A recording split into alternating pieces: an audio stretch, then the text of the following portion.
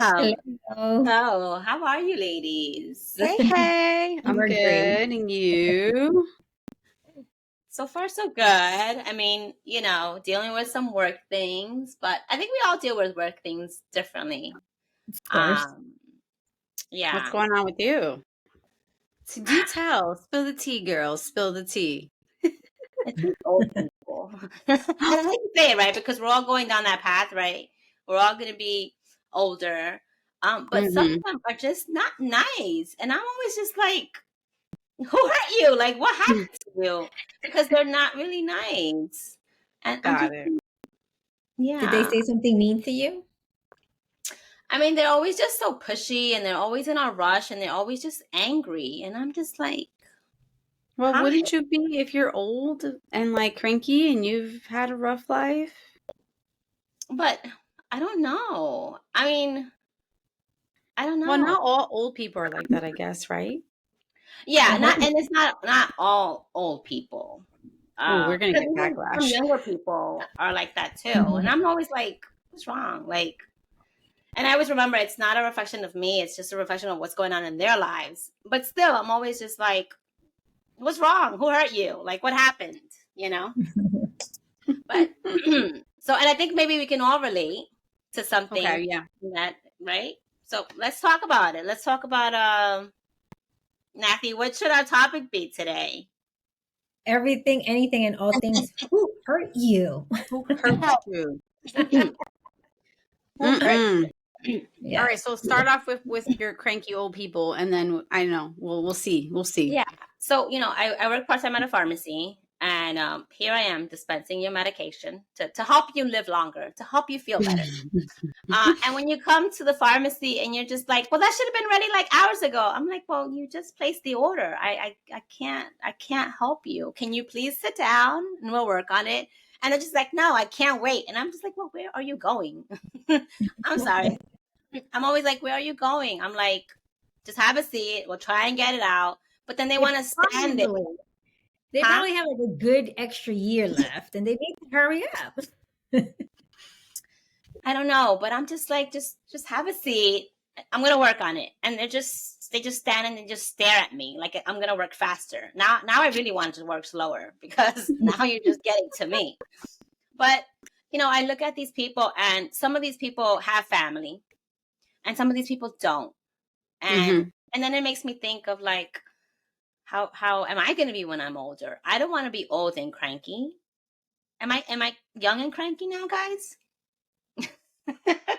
You sound a little cranky now, though, but I think it's a fair cranky in the sense of like people are getting on your nerves. I don't know. I have always Jason makes fun of me because he's like a lot of your friends are old, like in the 80s and 70s, and I do work in a place where a lot of people are a lot older than I am.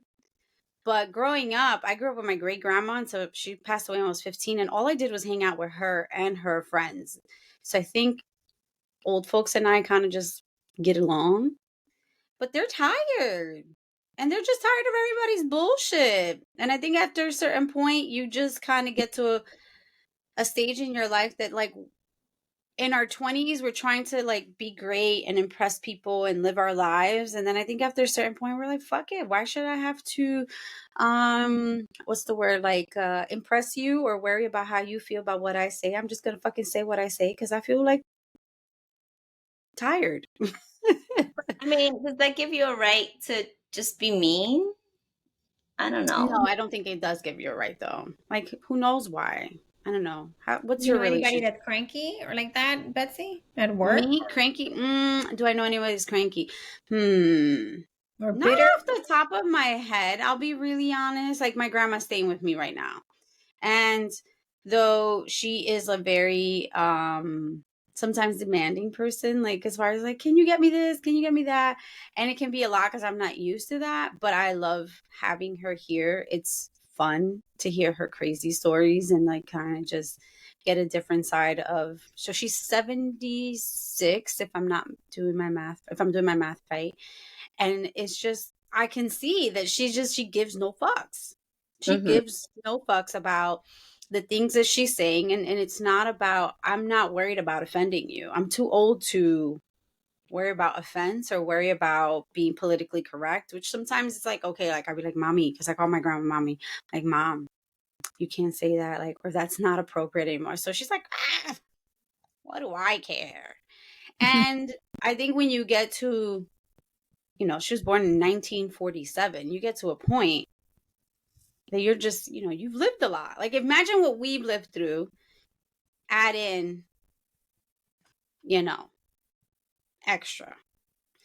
But, I don't know. Do I know anyone who's cranky? I do know one person at work that he is done with like people's bullshit, and he's not like ogre-ish, but he's just more like, I just don't give a fuck. So sometimes he's just like, who gives a fuck? And he literally goes around saying like, I just don't give a fuck. So he's not angry with me, he's just angry with like the rest of the world. So I'll think about my cranky if I have anyone else, but so far, no, I don't think so. What about But you, you see, Nathan? like he's acting like that with everybody, and it's like let's say you walk in and you're just like happy and jolly, and he's like, with this look and with this attitude, it's kind of like, I don't know. Nathy, do you know anybody? I thought about Mr. Kusiflakis. You remember him, our Latin teacher? Mm-hmm. Yes. How old? He wasn't really old, but he was like, he didn't. I don't even think he liked us. I don't even think he liked himself on most days. I mean, I don't know. I mean, he was dealing with a bunch of hormones and teenagers. I would be upset too if no one's listening to me. I would have been like, what the fuck? So I get it. I get why he probably was upset. Do you think when I he as a was teacher younger, can he was relate. not? Yeah. Well, as a teacher, I can relate to him because I'm like, there are days that I'm like, perfect example. This past week, I was like, what the fuck is going on? What is in the water? What did they give these kids? What is happening? And my kids this year are wonderful. Great. They listen, they follow instructions. But then the last couple of days, they gave me hell. And I don't know what it is. Maybe we're all tired. Of course, they can't regulate their emotions. They can't regulate their anything that's going on with them, unlike us adults. But they were giving me a run for my money. So of course I was upset like all day, and they knew I was upset. So of course, what did I look like? I probably looked like Mr. Kutaflakis, upset all day, like, No, I hate you guys. not a good look. You guys hurt me. That's who they hurt. You guys. So of course I was upset. So I could definitely relate with the teacher situation. Now, if I know anyone at work, we're all frustrated because it's hard work to deal with children. But then there are times that I'm like, it's okay. The children, you don't really need to, for it to get to you. Once you leave the building, you're out the building. But I can say that because I don't have children when I come home, so I don't have to deal with children. But all these other teachers do have to go home to children, to husbands, to family members. And I've always been really good at setting boundaries. So I don't have to let anybody in that's going to kind of ruin my aura over here. But I probably do know one that is probably happy and jolly. And this is an older person when they feel like it. But then there are times that they push you away and they don't want to deal with you and give you attitude. And they're much older. But I think that has a lot to do with this person's mental state, health. Health has a big attribute to how for sure. a person's going to respond, Right. on a regular basis. You're in pain, you're going to respond, you're going to react. You're achy, everything hurts, you can't move. Yeah. So that has really taught me, and it's a lesson that I realized that it's a lesson for me, that I do not want to become this person, a bitter person when I get older. I want to stay active. I want to have friends, have a circle of friends, have my family near me. So it really has taught me that I do not want to become a bitter old person like Billy's customers. Well, not everybody's bitter and old. well, not everybody that's bitter is old. You For know, I sure. know somebody who's in their late 40s, early 50s. And for as long as I've known this person, for better part of like maybe 15, 18 years of my life, this person has just been the most ogreist of ogreist. Like literally just everything in the world, he looks at it through a what's it called, shitty goggles of life. And I literally mean it. Like everything, like even if you say like, oh my god, like the sun is so pretty, and I'm like kind of looking out my window, the sun is so pretty, yeah, but the sun rays will burn your skin and do this, and I'm just like, why? Like I get it, it's like you can't see beyond the, like you only see negativity, and there's just people that based on upbringing, mental health, uh, not being able to let go of negative parts of your life, can definitely, make you go through life with shitty, I call them shitty goggles, because like you're looking at life through the goggles of, your perspective. And if you don't take the time to wipe the fucking goggles, and you're just gonna, everything's just gonna look crappy, and it's gonna be crappy. And then honestly, that also has a huge effect on how you physically feel. Because if you're going around and everything is bad, you're gonna start feeling achy. Your mental health, the way you talk will affect you mentally. And then when the way you affect yourself mentally will definitely affect the way you feel. It's all a circle in life. So I think who hurt you, like, or what happened to you definitely happens to even younger people. Um, so that's my one person. I knew a person that unfortunately she passed away because she was a lot older, but she was just very negative, like negative human being. Like, ugh. You know how Bart Simpson, his aunts, Marge, is it Marge? I'm bad with names, but the aunts that always smoked and kind of Mhm. like, that is exactly who this person was. Yeah. Like, she had happy moments as long as it was within her realm, but other than that, it was just, I mean, it's just people like that. Just like Jasper said it. He said it perfectly in the background. Yes, yes, exactly. Just like that. Guys, when you're in a podcast with me, know that from time to time, my dog will lose his ish. He'll chime in. He'll chime in and give us his background Yeah. thoughts. And Natty's your Tony. He doesn't. He's like in his own world. Oh. Tony, your cat. Yeah, yeah, Tony sometimes is very vocal, but I guess not today. He's not around today. Well, and speaking about like who hurt you, not that anyone hurt your cats, but like Mika's kind of like, don't bother me, leave me alone.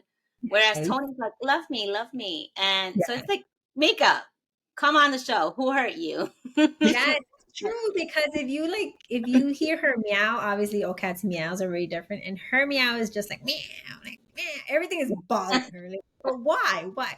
You have a home, you have loving parents, a loving sibling, you have tons of beds. What else do you want from me? She don't got no job. Why is she cranky? Exactly. Yeah, and that maybe that brings in the question is, are people just cranky because they're cranky? Like, is this just a natural trait? Because we're thinking like having a loving home, loving parents, you have a roof over your head. I was actually telling my coworker this about a previous coworker who I still think about this day. This woman who would come into work. We worked at this cozy place, and her life was rough. I mean, her son had sickle cell, was very ill. She was a single mom, and we would start at 6 a.m. And this woman came in the most happiest, go lucky, good morning, people. And it was to the point where, like, why the fuck are you this fucking happy? Where no one's happy to be here at 6 a.m. to deal with customers. And you would think that a person whose life is rough, her living situation was difficult, her kids were sick, single mom, so that has to be in itself difficult.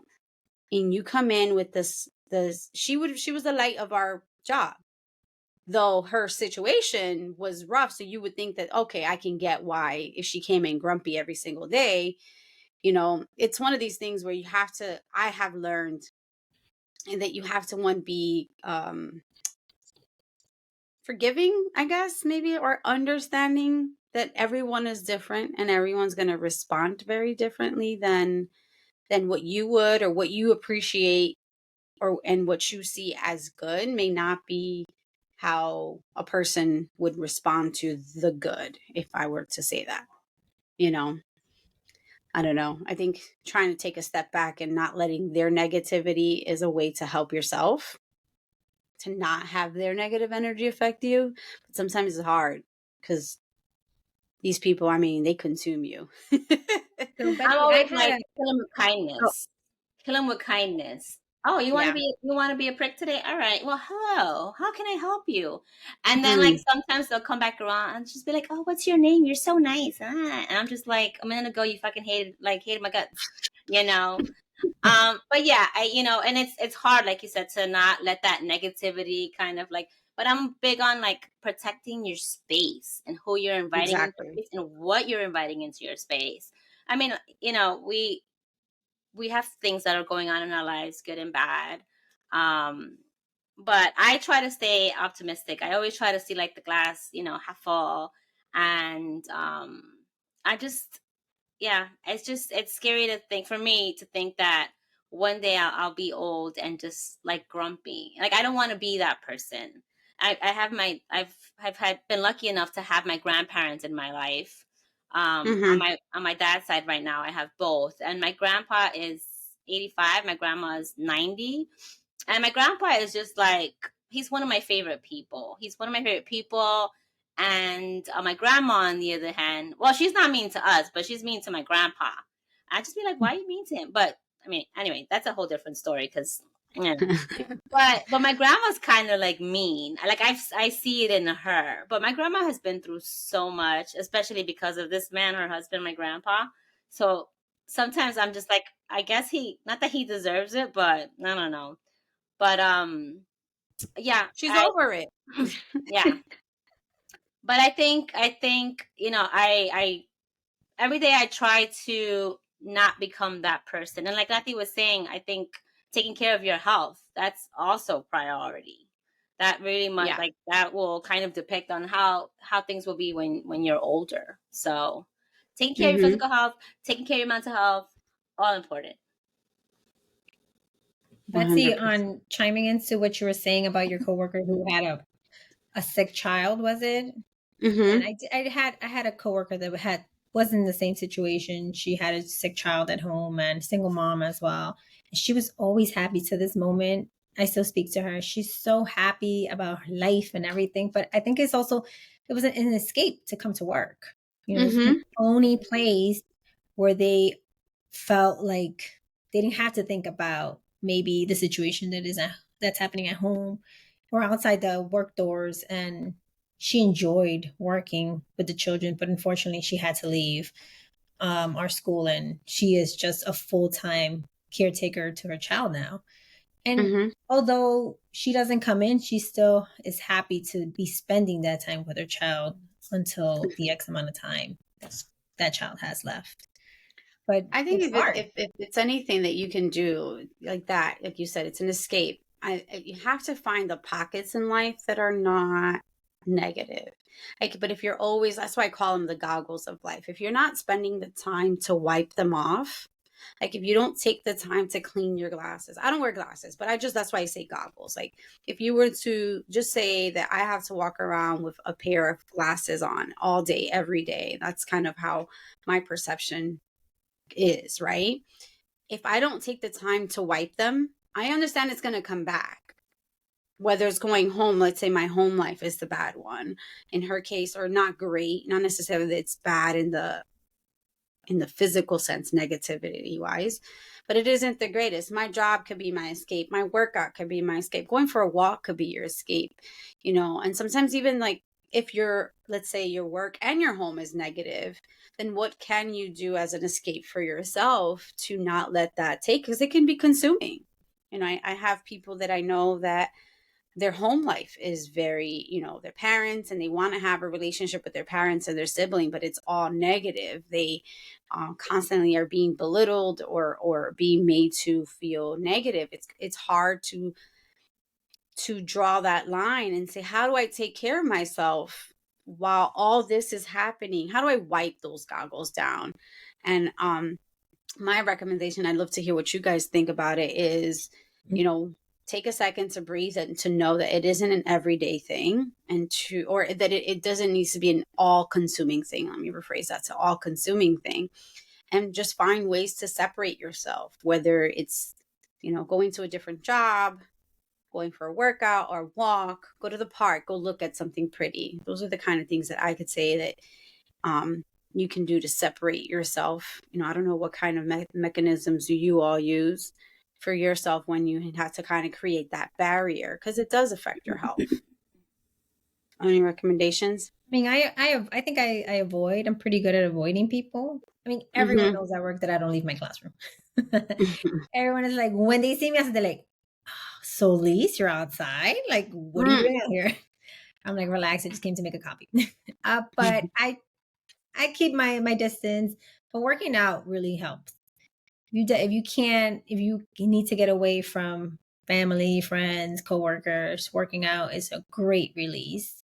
Reading a book, Yeah. it's great as well. We had our episode on books. So if you were listening, going out, having a drink with friends, get together. I know we spoke about the books, but book clubs are great for an outlet. Listening to music, listening to us, our podcast. Yep. But those are great outlets as well. What about you, Billy? What do you think? I definitely try to create space from people who just are kind of negative Nancy's, right? That's what they call them. And sometimes it's hard because sometimes it's family members who are battling something, and you're present, you want to help them, but sometimes they're not helping themselves, and it's just like, well, like I'm trying to be here for you, but if you're not trying to be there for you, like I just can't keep doing this to myself either. So I've definitely, as I've gotten older, I definitely do put that space and boundaries between people who are just not really great for my mental health. And it doesn't mean that I don't love them. It just means that I have to care for me first. So I definitely have the boundaries. I love to watch chick flicks, things that will make me happy, cry at the end. I do love to take myself on dates because I love to eat. That makes me happy. But I think about one of my clients who battles with social anxiety, and she doesn't leave her home. We talk about things that she can do for herself, because unfortunately she lives in her home and she shares it with other family members, and it's just a toxic environment. And sometimes you can't escape that toxic environment. You don't have the means to do so. So when we reflect with her on things that she can do, it's like, well, what can you do within your four, walls? Because she's kind of confined to her room. So she does a lot of journaling. She loves to do her makeup, and she does to do her nails. So she does that. Even if she's not going anywhere, we still, talk about, like, what are you going to do today? What kind of look are you going to do? Like, what are you going to do your nails? Because that makes her happy. That makes her feel good. And we always want to do things that make us feel happy and feel good. And she tries not to be so present to what's happening in the other rooms, even though sometimes she can hear it. So she sometimes plays music or watches her favorite movies to, like, tone out all that's going around her that she can't avoid. Sometimes you can't avoid it, but if you can, do things that make you happy, do things that make you feel good. We're all for that. I would say if you can't avoid it, find something to distract you. Like playing the music. If you can play the music loud enough where it can kind of tune out the situation that's around you. Headphones, I mean, like, they're the best thing ever. If you have a pair of headphones that can be noise cancellation, breathing in, that's one of those things. Like there's so many ways to try to cancel and to try to avoid and set those boundaries. But I think the most important thing is to remind yourself that there are things you can build to keep yourself away. Even when you don't have the means, it's hard, especially when you don't have the means for it, but knowing that if you can start building these small walls, over time, the walls can grow. And as long as you don't build a wall a wall around yourself where you're kind of limiting yourself to things, then I think that's the best way. There's a great book called Building Boundaries by, oh gosh, I'll get back to it in a second. I have to look it up, but it's Setting Boundaries, and it's a great book. She has two books, and also one about families. Um, it's boundaries are so amazing, and I don't think we teach. Oh, I know I wasn't really taught so many things, but a lot of people weren't. And I think it's a big conversation piece where people are having those, like, how do you build a boundary? How do you identify a boundary? And how do you implement it? I have a lot of family who I have for a lot of friends who have family or people I know that their family is part of the toxicity. So how do you do that? Like, it could be your mom, it could be your brother, it could be in your home. Especially around holidays, like, how do you build these things and not become the grump or the person that's being negative Nancy? I think the first thing is identifying what triggers you. If going to Uncle so and so's house causes anxiety, maybe not going often, and start slowly diminishing those. If it's living with this person, then how do you avoid having to deal with this person? Going to the gym, or going for a walk. I say a walk because not everybody can afford the gym. Gyms are expensive. I may not have the space to do it in their home, but at least that allows you to be outside. It's a little harder now in the cold, but finding something that can start putting these walls for you, if it's those nails, if it's those makeup, I think those are really important things to say to yourself, that, like, don't feel like you're stuck in that negativity, because it will affect you in the long run and how you see the world. It will definitely do that. It's one of those things. I know for me, I definitely worry about that, because I know that I've seen it a lot, especially in my upbringing, but I try not to be too grumpy. Though I was told I have a resting bitch face sometimes. So do you think that you would be considered grumpy if you don't show up to so and so's house for the holidays? I used to. I was considered. I've been told. I don't know. Mhm, It's never been told to my face, but mhm, through conversations that I've had, I was told that I think I'm too good, or that I'm grumpy, or that I'm this. mhm. Um, and it isn't that. It's just that I had to start choosing to Right. not go, or limit how long I was there, because I would see how sometimes it would affect me, and just hearing the same old negative conversations, the same old fights, or people having fights.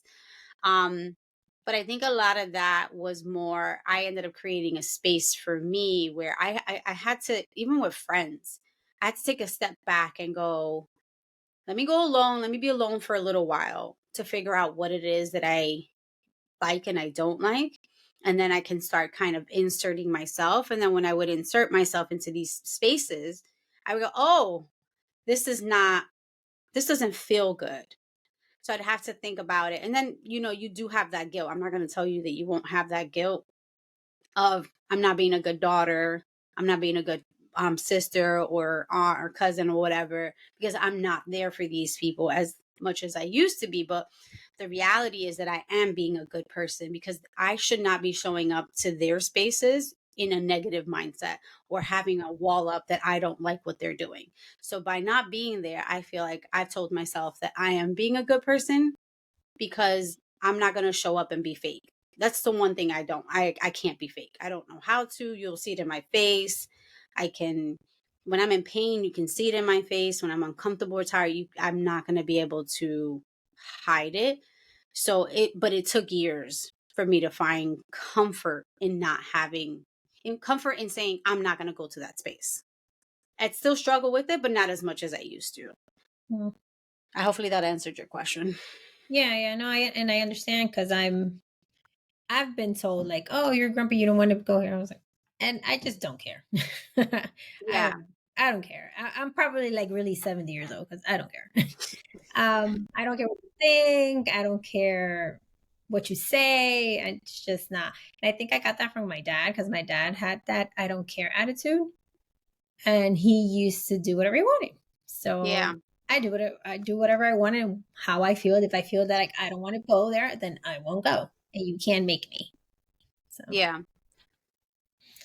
I don't know. I don't know if looking at it, I don't care is the right, though I think it is the way to do it. It's just I'm not going to let it affect me. Mhm. You know, it's not an I don't care. It's just that I care more about how I feel. Right. No, yeah. And I mean, like, I don't care is like what you think. Yeah. Because you've called me out on, me not being there or not wanting to be there or go there or whatever. It's It's like like, you're not okay, going to well, allow them to guilt you into right. Yeah. attending or doing something or being there.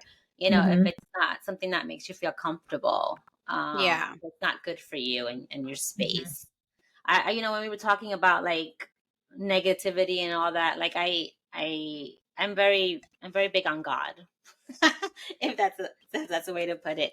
I also think, at least for us, my family, faith, because I look at my dad and, I'm like, if he didn't have God, because my dad's been through so much, and I'm just like, if he didn't have God, I just don't know where this man would be. If he didn't have that faith, I just don't know where he would be right now with a lot of things that have happened to him. Um, so I also, besides like taking myself out, I pray. I pray a lot and I do go to church. So that helps me kind of just like, all right, when I go on Sunday, I'm like, all right, we're starting the week fresh. We're starting good, ready to go. But for me, that helps, faith and just prayer. So and you could be spiritual, you could be religious. But I think, having that as one of your tools in your toolbox, when you sometimes feel like maybe the space around you isn't so great and maybe you're becoming this grouch that you don't want to become. Because yeah, sometimes I feel like that too. I'm like, ugh, I've been dealing with customers and I'm just like, it's just, at the end of the day, I'm just like, all right, I'm finally home where things are at peace. Thank you, God, for getting me here. And just, I'm just grateful that like I can come home to my space, and Yeah. the next day we'll see what happens. The next day is a new day. So, I, I have something to say about what you just said with religion. And I think what I want to say, not to be taken out of context. I think people need to find what's right for them, whether it's mhm, spirituality, whether there it's, whatever it is, your path. It just can't make you feel negative. So with religion and certain spiritual things and certain things, like I have a relative who depression. But I've noticed in him and a couple of people around him, when they talk about the religion that they follow, a lot of it sounds like guilt. And mm, so if it's a religion, you're spiritual, you're Buddha, whoever it is, that it's supposed to be bringing you joy. Like the way you talked about how your connection to God, that's how it's supposed to be. If it's always constantly making you feel negative about like, oh, the choices that I made, or because I feel this way, I'm not being a good dad or good Christian or good Catholic or good whatever it is, that's not the right path. So, or it's not the right religion for you, you may need to, or even the church you're going to might not be the mhm, right church, because Catholics and Christians and all these, like, just because one church, I remember I used to go to one church and I like that one over the other one. mhm, It's the way the message is being delivered and how they're communicating. I think that's really important. That's why I want to bring that up. That I tried telling this person, like, I understand that the church you're going to at times makes you feel good, but I was like, but listen to the way you talk about yourself based off of the messages you're hearing at your church. Are they uplifting you, or are they just creating more um, depression and resentful that, oh God, I feel horrible that I had an erotic thought. And I was like, you shouldn't feel bad that you had an erotic thought because the church told you that you can't have these erotic thoughts, or that you can't drink, or you can't do this. Like, once you start feeling that negativity, it's not, I think that's where you should start identifying the things that don't make you feel good, as long as you're not being harmful to yourself. I don't know. That's just my thought on it, but you have to be very careful what you pick as your path. And then when they start doing the whole thought of, well, you're going to go to hell if you don't do this, your soul's going to go here if you don't do these things, I think that's also where people start to then limit themselves as far as doing things that bring them joy. As long as you're not murdering someone or hurting someone, don't do those things. If they bring you joy, then you got other issues. Yeah. Hopefully I didn't go off too much on a tangent on that one. No, because it comes together of like what you're allowing into your life that's gonna make you either feel joy and great, Mm-hmm. or Mm-hmm. negative and grouchy. Because Mm-hmm. it's people, it's food, it's careers, it's religion, spirituality, it's books, it's movies. Everything around you has an effect on you, whether it's Mm-hmm. positive or negative. So yeah, it's important, whatever you're allowing into your life, that you think about, like, how is it affecting you? Is it in a good way? Is it in a bad way? If it's negative, like, what about it is negative? Can we change it? Or there are more options? So yeah, no, I think it just comes all together, and then like what we're allowing into our lives that are making us feel better, that are uplifting us, and that are creating a happy and healthy person. And as we get Mm-hmm. older, that's who we want to continue to be. We don't want to just say, well, we're Yeah. old, so we're allowed to be grouchy. No, I Yeah. don't want to be old and grouchy. I want to be old and I hope still Look joyful cute. and still jolly. Yeah. I mean, I think we're aging gracefully. So at least we got that good. Listen, I feel like I'm aging backwards, girl. Yeah. Somebody said I look 26. I was like, what? We're best friends now. I'm sorry, guys. I have a new best friend. No, no. Aw. But all of that is so important. It's so important. It's part of self-care, asking yourself, how do I feel in this space or in And this and situation? don't feel guilty to say no and oh Mm-hmm. I can't or I don't want to. And I tell sometimes some people like don't feel like you have to lie. Oh, I Mm-hmm. made up a story. Oh no, just say, I don't want to. Like, what's the problem? Yeah. I see no problem with it. I just be honest. Yeah, I don't really want to go. Everyone needs a I don't Natty feel in like their life. Everyone needs a Natty in their life, because Natty would just be like, just be honest. And the thing is, yeah, we're guilted into thinking that we shouldn't be honest in certain situations. But no, Natty's right. Nat, you just be honest. I don't want to go. And it's not that I don't want to go because I don't love you. It's just like right, I kind of want to be home, right, right? yeah. Yep. And it's okay that you want to stay home and recharge. And you may Mm-hmm. not want to be part of this get together, but you may want to be part of the following one. Yeah. And it's okay. So You know. I found the book that I was going to say, because this is really important, talking about finding those spaces and being able to be honest. Because in the book, she talks about, if let's say you've had a crazy week, right? And Nathy, you invite me somewhere, but I feel like obligated, I have to go. Mhm. And you go, well, why can't you come? And I'm like, oh, I don't really want to go because I'm tired. Well, so what? Move on.